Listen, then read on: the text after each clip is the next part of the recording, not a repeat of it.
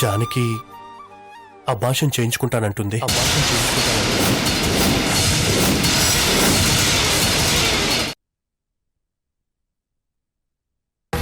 కానీ నీ వరకు నువ్వు ఇంట్లో డిస్టర్బెన్స్ క్రియేట్ చేయకుండా ఉండు. నేను ఎలాగో ఇంట్లో నుంచి వెళ్ళిపోతాను. అప్పుడు నా మీదున్న పగ తీర్చుకుందువు గాని ఆస్తి కూడా మీకే వదిలేసి వెళ్ళిపోతాను. అందులో ఏ సందేహమూ లేదు. నీతో సామరస్యంగా ఈ విషయం మాట్లాడడానికే వచ్చాను. నేను చెప్పాల్సింది చెప్పాను. తర్వాత నీ ఇష్టం. అర్థం చేసుకుని కలిసిపోతే నీకు మంచిది, నాకు మంచిది. ఆలోచించుకో.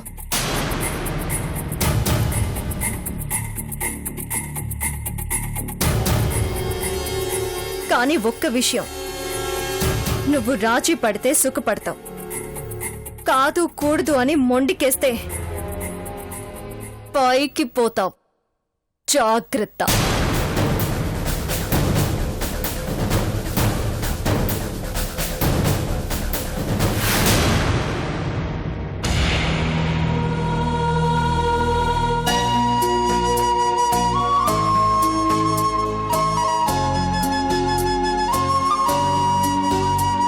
విజయ్, డాక్టర్ గారిని కలిసావంట? కలవడమే కాదు, నీ పిచ్చి నిర్ణయం గురించి కూడా మాట్లాడాను. తెలుసు, డాక్టర్ గారు నాకు ఫోన్ చేసి మాట్లాడారు. అయినా నీకు డాక్టర్ గారిని కలవాలన్న పిచ్చి ఆలోచన ఎందుకు వచ్చింది విజయ్? నువ్వు చెప్తేనే నేను నా నిర్ణయాన్ని మార్చుకోలేదు. అలాంటిది ఆవిడ చెప్తే మార్చుకుంటానని నువ్వెలా అనుకున్నావు విజయ్? అయినా ఇది నా పర్సనల్ విషయం విజయ్.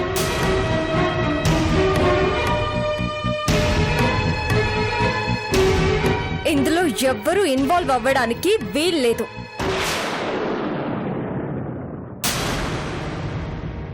పర్సనల్ అని నువ్వు అనుకుంటున్నావు జానకి. ఈ విషయంలో నిర్ణయం తీసుకునే హక్కు నీకెంతుందో నాకు అంతే ఉంది.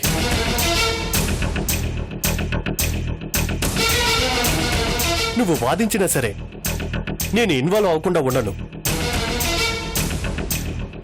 ఆవేశంలో నీ ఇష్టం వచ్చినట్టు ప్రవర్తిస్తే నేను చూస్తూ ఊరుకుంటాననుకుంటున్నావా? నువ్వు అడ్డుకోవాలని ప్రయత్నిస్తుంటే నీ మాట విని నేను ఊరుకుంటానని నువ్వెలా అనుకుంటున్నావు? జానకి, ఎందుకంత మొండిదానిలా మాట్లాడుతున్నావు? నీ ప్రవర్తన నన్ను ఎంత బాధ పెడుతుందో తెలుసా? తెలుసు. అయినా కొన్ని పొందాలనుకుంటే కొన్ని భరించక తప్పదు. బాధల్ని భరిస్తూ బ్రతకాల్సిన అవసరం మనకు లేదు జానకి. నువ్వెందుకు ఈ విషయంలో అంతగా బాధపడుతున్నావో నాకు అర్థం కావడం లేదు. నేను చెప్పేది కాస్త అర్థం చేసుకోవడానికి ప్రయత్నించు. ఇప్పుడు నేను పరిస్థితుల్ని అర్థం చేసుకుని నడుచుకుంటున్నాను విజయ్. మనుషుల్ని మనసుల్ని అర్థం చేసుకునే పరిస్థితుల్లో నేను ఇప్పుడు లేను. పరిస్థితుల్ని మనకి అనుకూలంగా మార్చుకోవాలి గాని పరిస్థితులకు అనుకూలంగా మనం నడుచుకోకూడదు జానకి. అది అన్ని సమయాల్లో సాధ్యం కాదు విజయ్. కొన్నిసార్లు మనం విధికి తల వంచక తప్పదు. నాకు తెలుసు జానకి, నువ్వు నీ గురించి కన్నా మిగతా వాళ్ళ గురించి ఎక్కువగా ఆలోచిస్తావు. కానీ అన్నిసార్లు త్యాగం పనికిరాదు. కొన్ని విషయాల్లో స్వార్థంగా ఆలోచించడం తప్పు కాదు. ముఖ్యంగా ఇలాంటి సమయాల్లో నీ నిర్ణయం మీద నీ జీవితమే కాదు, ఇంకొక జీవితం కూడా ఆధారపడి ఉంది.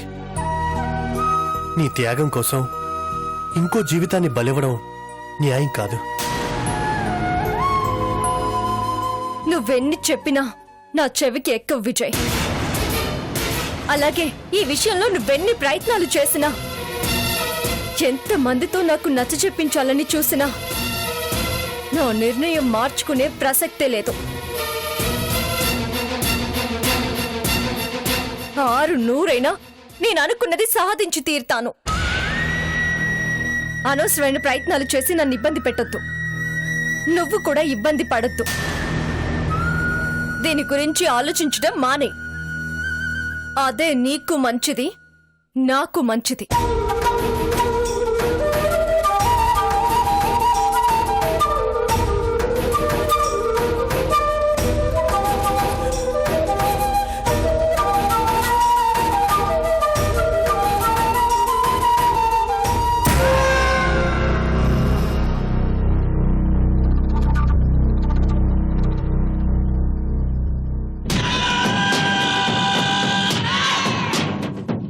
వీళ్ళిద్దరూ ఏ విషయం గురించి మాట్లాడుకుంటున్నారో ఏం అర్థం కావడం లేదు. మొత్తానికి వీళ్ళిద్దరి మధ్య ఏదో జరుగుతోంది. అదేంటో కనిపెట్టగలిగితే మనకేదైనా వర్కౌట్ అవ్వచ్చు. కానీ ఎలా కనిపెట్టాలి?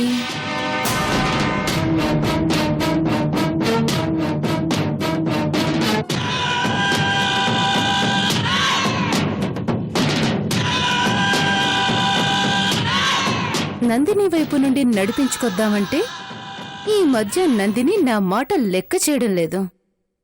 నేను అనుకున్న దానికి పూర్తి వ్యతిరేకంగా ప్రవర్తిస్తోంది. జానకి వైపు నుండి ట్రై చేసే ఛాన్సే లేదు. నేను తన విషయంలో ఇన్వాల్వ్ అవుతున్నట్టు తెలిస్తే జానకి నన్ను బ్రతకనివ్వదు. విజయ్ని కదిలిద్దామంటే అతను నన్ను ఓ మనిషిలాగే చూడడు. ఇక నాకు వాళ్ళ విషయాల గురించి ఏం చెప్తాడు? ఆహా, ఇక మిగిలింది అత్తయ్య. ఎస్, అత్తయ్యని ఇన్వాల్వ్ చేస్తేనే కరెక్ట్ గా వర్కౌట్ అవుతుంది. ఈ మధ్య అత్తయ్య జానకి వ్యతిరేకంగా మాట్లాడుతోంది కాబట్టి అత్తయ్యని బుట్టలో వేసుకోవడానికి ఇదే మంచి సమయం. మెల్లగా తనతో మాటలు కలిపి జానకి గురించి అత్తయ్య మనసులో నెగటివ్ ఫీలింగ్ ఏర్పడేలా చెయ్యాలి. అత్తయ్యని నా వైపు తిప్పుకోగలిగానంటే నా పని సగం వరకు పూర్తయినట్టే. తన సపోర్ట్ పొందగలిగితే ఆ జానకిని ఈ ఇంట్లో నుండి గెంటేయడం చాలా తేలికవుతుంది. జానకి ఎలాగో నన్ను మారిపోమని చెప్పింది కాబట్టి మారినట్టు నటిస్తూ ఒకవైపు జానకి దగ్గరై ఇంకోవైపు అత్తయ్యకి దగ్గరై వాళ్ళిద్దరి మధ్య దూరాన్ని ఇంకా పెంచుతాను. అలాగే జానకిని మాయ చేసి ఆస్తి చేజెక్కించుకుంటాను. ముందు ఏదో ఒకటి చేసి అత్తయ్యని నమ్మించాలి.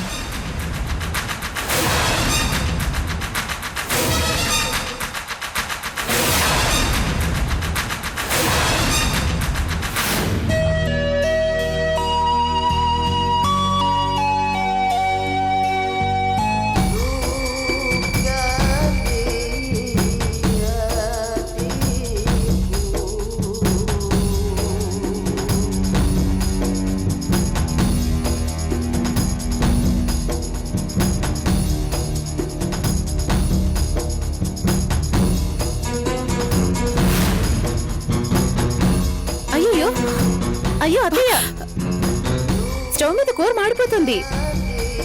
అయ్యయ్యో, ఒక్కరే ఇలా కష్టపడే బదులు నన్ను పిలవచ్చు కదా అత్తయ్య. నాకు చేతనైన సాయం చేసేదాన్ని. మీరు స్టవ్ మీద ఉంది చూసుకోండి అత్తయ్య. నేను కూరగాయలు కట్ చేస్తాను. పర్వాలేదమ్మా, నేను చూసుకుంటాను. అయ్యో అత్తయ్య, మీరొక్కరే కష్టపడడం చూస్తుంటే నాకేదోలా ఉంది. వంట చేయడం అంటే చేత కాదు గాని ఇలాంటి చిన్న చిన్న పనులు చేయగలనత్తయ్యా. ఏంటి సడన్ గా నా మీద అంత ప్రేమ పుట్టుకొచ్చింది? అదేంటత్తయ్యా అలా అంటారు? మీకు నా మీద ప్రేమ లేదేమో కానీ నాకు మాత్రం మీ మీద చాలా గౌరవం ఉంది. కాకపోతే నేను మాట పడే రకం కాదు కాబట్టి కోపంలో ఏదో ఒకటి అనేస్తాను. అంతేకాని పర్సనల్ గా మీరంటే నాకు చాలా ఇష్టం అత్తయ్యా. నా ప్రవర్తన వల్ల ఇంట్లో వాళ్ళందరూ నన్ను అపార్థం చేసుకుంటున్నారని అర్థం అవుతోంది. ఆ విషయం జానకే నాకు తెలిసొచ్చేలా చెప్పింది. అందుకే ఇక మీదట నేను ఎవ్వరిని బాధ పెట్టకుండా నడుచుకోవాలని డిసైడ్ అయ్యాను.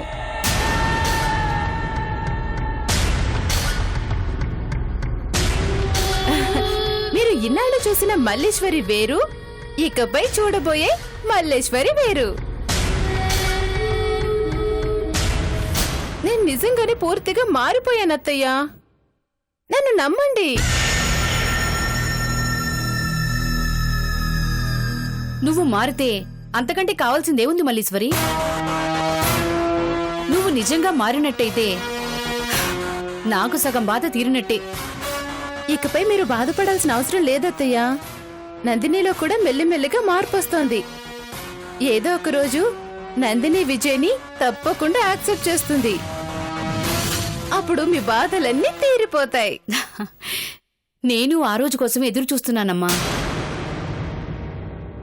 కానీ ఒక్క విషయం మాత్రం అర్థం కావడం లేదత్తయ్య.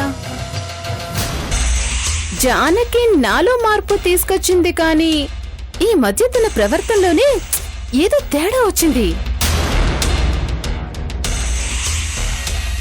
నందిని విజయాన్ని కలపడానికి ఇంటికొచ్చాను అంటుంది, కానీ మళ్ళీ విజయ్తో క్లోజ్గా మూవ్ అవుతుంది. తనలో ఆ మార్పు ఎందుకు వచ్చిందో ఎంత ఆలోచించినా నాకు అర్థం కావడం లేదత్తయ్యా. మీరు గమనించి ఉంటారు కదా, ఈ మధ్య జానకి విజయ్కి దగ్గరవ్వాలని చాలా ట్రై చేస్తోంది. వాళ్ళిద్దరూ కలిసి మన కళ్ళు కప్పి ఏదో నాటకం ఆడుతున్నారనిపిస్తోంది అత్తయ్యా.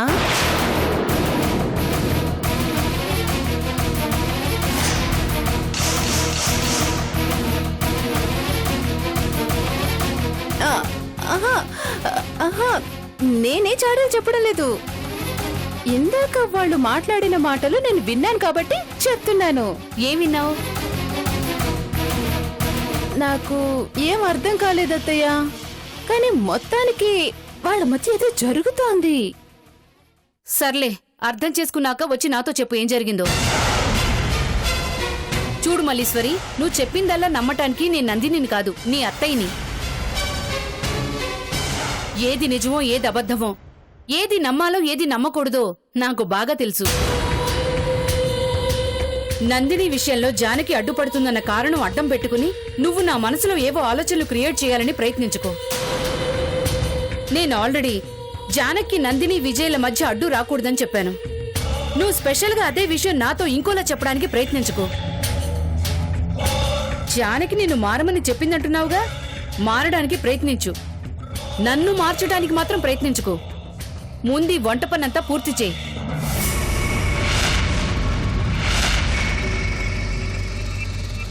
ఇదేంటి, నిజాలు చెప్తే ఎవ్వరూ నమ్మరే? ఇప్పుడు ఈవిడ్ని నమ్మించడానికి నేను ఇంకా ఏమేం చేయాలో చేస్తాను. తప్పుతుందా?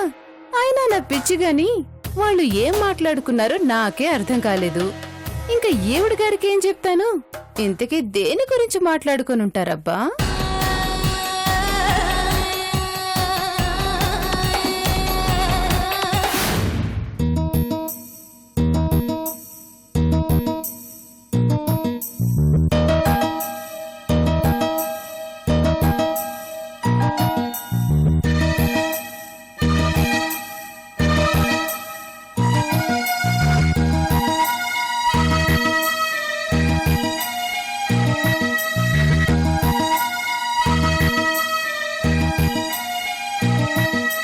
ఒరే పిచ్చోడా, నేను పనిలోకి వెళ్తున్నాను, నువ్వు జాగ్రత్త.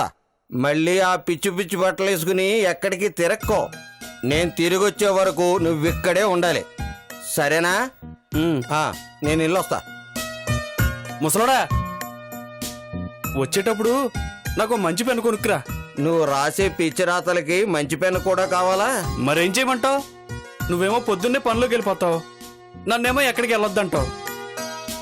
నువ్వు వచ్చేదాకా నేను ఒక్కడనే దయ్యంలో గుడిసెలో కూర్చుని ఉండాలా? అందుకే నాకు వచ్చిన పని నేను చేసుకుంటున్నా.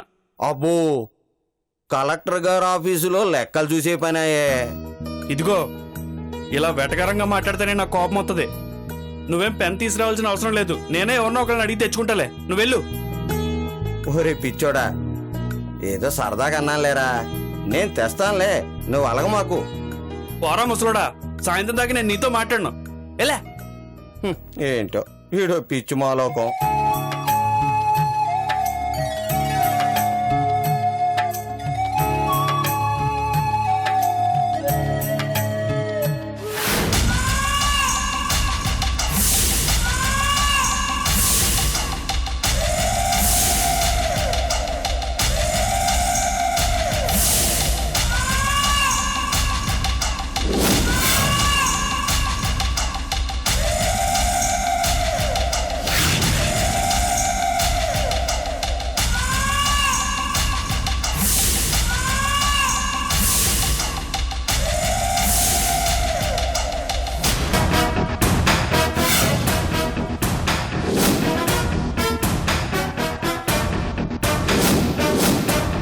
రాక్షసుడు మళ్ళీ వస్తున్నాడేంటి?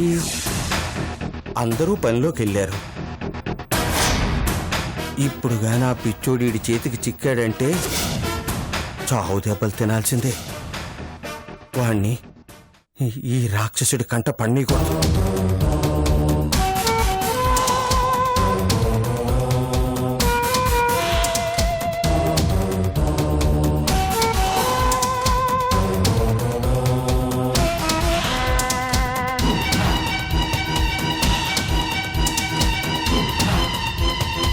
ఒరే ఒరే ఒరే పిచ్చోడా, లేవరా. నేను రాను. ఒరే, ఇది ఆటలాడే సమయం కాదురా, ఆపత్ సమయం. ఆ పోలీసోడు మళ్ళీ వస్తున్నాడు. నువ్వు వాడి కంటపడితే చాలా ప్రమాదం. ఏంటి, ఆడు మళ్ళీ వస్తున్నాడా? వాడే కదరా, ఇంకో ఇద్దరిని తీసుకుని వస్తున్నాడు.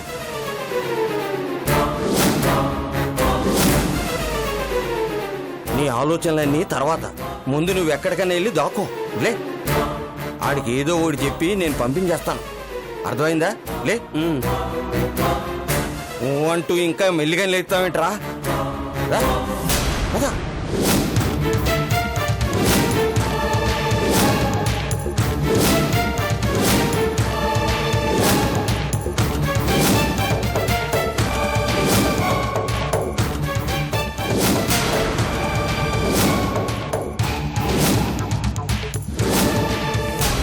ఆ పిచ్చోడు ఎక్కడ్రా? మన రమ్మను. వాడు లేడు సార్. లేడా? ఎక్కడికి వెళ్ళాడు? పనిలోకి వెళ్ళాడు సార్. పనా? వాడికి తన్నులు తిండవే తెలుసు అనుకున్నాను. పని చేయడం కూడా తెలుసా? పొట్ట నింపుకోవడానికి ఏదో ఒక పని చేయక తప్పదు కదా సార్.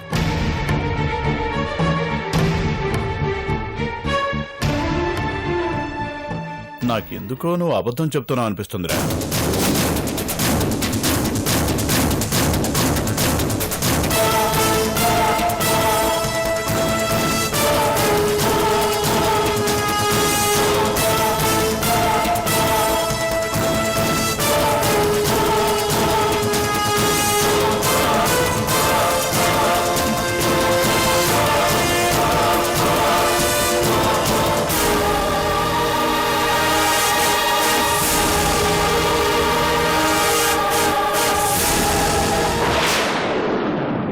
నిజం చెప్పు, వాడు ఎక్కడికి వెళ్ళాడు?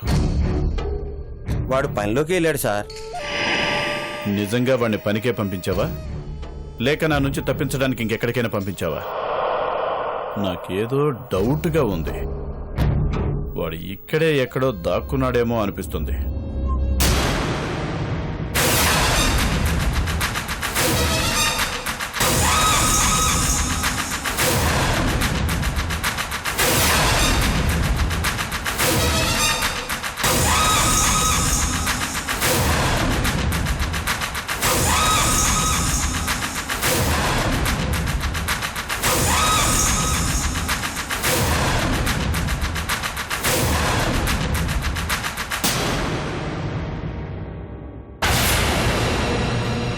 సార్ ఏంటి సార్ మా ఇంట్లోకి వెళ్తున్నారు? ఏం కావాలి సార్? ఏం లేదు. ఏమైంది రుద్ర? వాడు నిజంగానే ఇక్కడ లేనట్టున్నాడు. పోనీలే, ఎక్కడికి పోతాడు? వాడు అడ్రస్ తెలిసిపోయింది కదా, ఇక వాడు నీ నుంచి తప్పించుకోలేడు. మళ్ళీ ఇంకెప్పుడైనా వద్దాం, పద.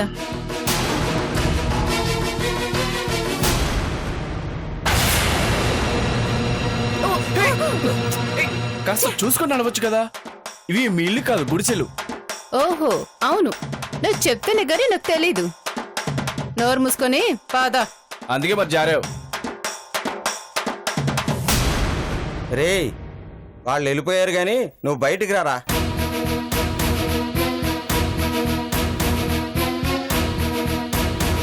నేను చెప్పానా వాడు నీ మీద పగబట్టాడని? నాకేదో భయంగా ఉందిరా. నువ్వు భయపడక తాత, ఆడు నన్నేం చేయలేడు. ఎందుకైనా మంచిది నువ్వు కాస్త జాగ్రత్తగా ఉండరా. అలాగే తాత, నాకేం కాదు గాని నువ్వు పనిలోకి వెళ్ళు. ఎప్పటికీ చాలా ఆలస్యం అయిపోయింది. అలాగే, నేను వెళ్ళొస్తాను, నువ్వు జాగ్రత్త. ఆ.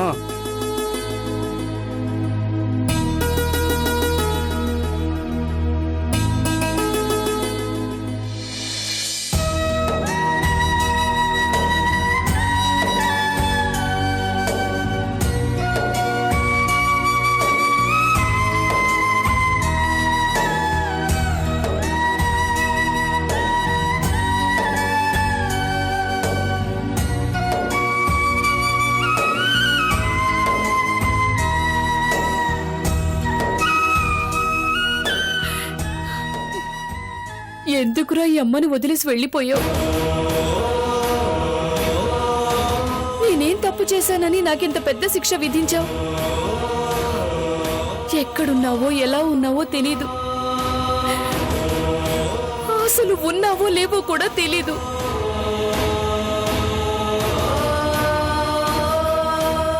ఇంట్లో అందరూ సంతోషంగా ఉండే రోజులు రాబోతున్నాయి. నువ్వు కూడా ఉంటేనేరా నాకు నిజమైన సంతోషం. నువ్వు దూరమైన బాధని ఈ తల్లి మనసు తట్టుకోలేకపోతోంది. నువ్వు ఏ కారణంతో ఇల్లు వదిలి వెళ్ళిపోయావో కాని నువ్వు కనిపించని ప్రతి క్షణం నుంచి ఈ తల్లి గుండె తల్లడిల్లిపోతోందిరా.